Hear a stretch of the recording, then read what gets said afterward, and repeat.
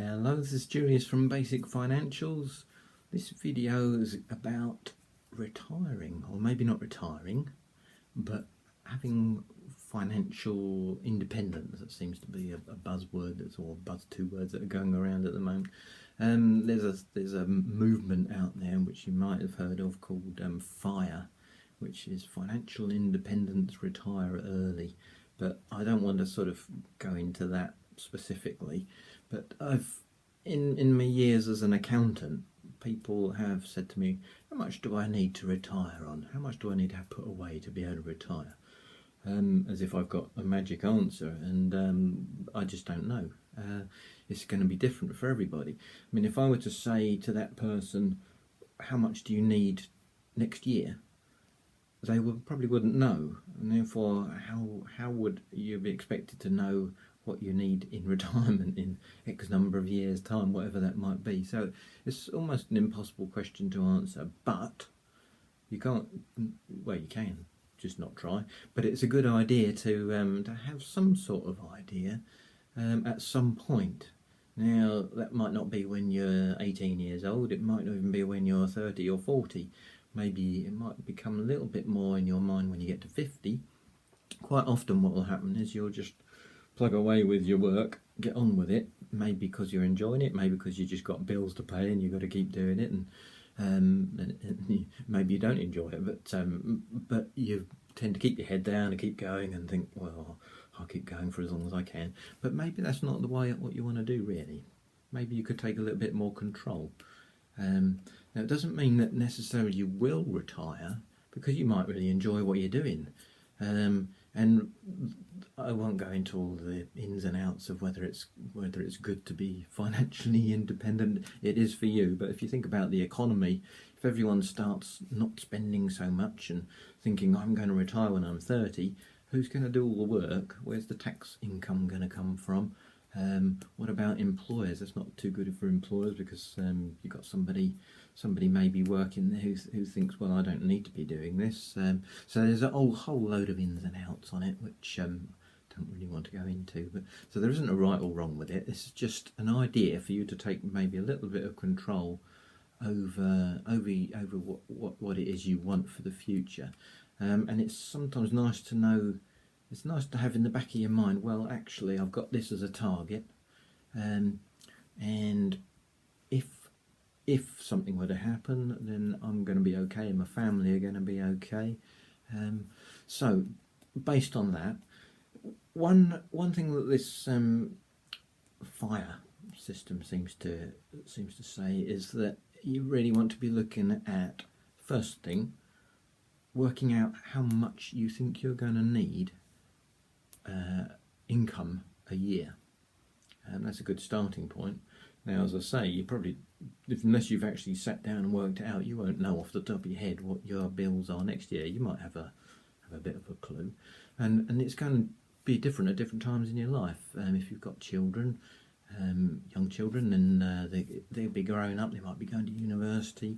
A whole different sort of expense than when maybe your children are grown up, they're earning themselves. Could be that you've decided you're not going to have children, and you have a totally different expense. It could be that there's two of you, it could be one of you, it might be that you're renting, might be that you own your own house, you're paying a mortgage, but at some point you might have repaid that mortgage.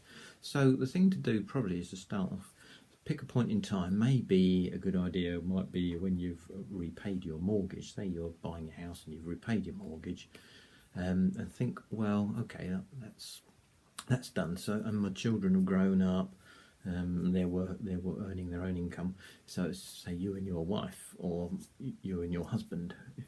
So you need to think, okay, that's the point in time when I can work out. Let's assume I'm there now. What are my expenses going to be each year? Now, again, that could be very, very different for everybody. Depends whether you want to be going on holidays, whether you've got a big house that you want to stay in, whether you want to move into a smaller house, whether you've got extra costs because you've got some sort of disability, or whether you've got some health care issues, and a whole bunch of things. So, but that doesn't mean don't just give up. Try and work out something. Now, a ballpark figure again. I've just heard this somebody. I think it might be Which magazine suggest that maybe for a couple without having to pay a mortgage, £27,000. Apparently, reasonable figure. Living comfortably off that might seem quite a lot for some people.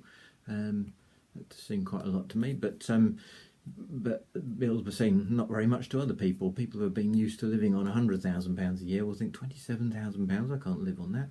People who have been living on £10,000 a year will think that's luxury. So it's really different for everybody. But let's say you come to that figure. You have you work out, you sit down and work out what your bills are. Think about everything. Think about your holidays. Think about Christmas presents, birthday presents, and your car tax, all that sort of thing. Lots of household bills. Occasionally you're going to need a boiler replacement, all that sort of thing. New carpets, new curtains. Try and factor that into it. Maybe 27,000 doesn't seem too much after that when you think about all of those things. But so you come to your figure, and then this fire system reckons 25 times that, and that should be able to keep you going. So whatever age you are, if you've managed to save 25 times your expenditure by the time you're 25, theoretically you should be able to be okay on that. Now, the reason why they say that is because let's say, for example, we assume that it's going you want £30,000 a year when you stop working. Ignore state pensions and other types of income. Just assume that it's £30,000, and 25 times that is £750,000. So let's say you've managed to put away £750,000. Now, the theory is that if you should be able to get a return of 4% a year on that £750,000, which is £30,000. You would need it to be plus inflation, so you'd need a return of 4% plus inflation to keep that level going. Because £30,000 now won't be the same as what £30,000 is in 20 years' time. All the costs will have gone up, so you want your £30,000 to have gone up in line with this, called indexation, basically, inflation. So that's the theory behind it. So 25 times what your expenses are, save that up. Now the other thing is, obviously you won't be getting 4% if you've got it stuck in building society accounts, which are only paying at sort of 0.5% or 1%. That's not going to do it. So the theory is, if you look at the stock market, say you've got your money in a pension, which may be invested in shares, stocks and shares, then the 4%, you would hope that in the long term, there might be ups and downs, but you'd hope that in the long term your capital will grow or produce an income. Your capital will be retained and produce an income of 4% a year. So theoretically, you should be fine. And that does actually assume that you're not going to be spending that 750. I think you probably would, because there's going to be ups and downs. When you have a down year, you'll still probably want to take your 30,000, which will reduce your capital. Therefore, the 4% won't be as much. On the other hand, you might have good years, and then the 4% will be more. So, who knows? It's a difficult question to answer that question. How much do I need to retire? But that gives you some sort of idea. So work out what your expenses are. That's the first thing. And then, if you can, assume that you're going to get a return of about 4% a year, and that's what you're going to draw on your savings. Then 25 times that annual expenditure might be what you might need. Now, it doesn't matter if that isn't the actual figure. The thing is, you've got something to plan there for, and it's not saying I'm going to stop working then, because you might want to carry on, and hopefully you will. You'll be enjoying what you're doing, but it does give you that sense of security and sense of freedom, which can make quite a big difference. So anyway, hope that helps. If you've got any questions, don't ask me, ask a financial advisor, because I'm not one. No, you can ask me. I can do my best. And like and subscribe as usual, and I'll see you again soon for another video. Thanks for listening.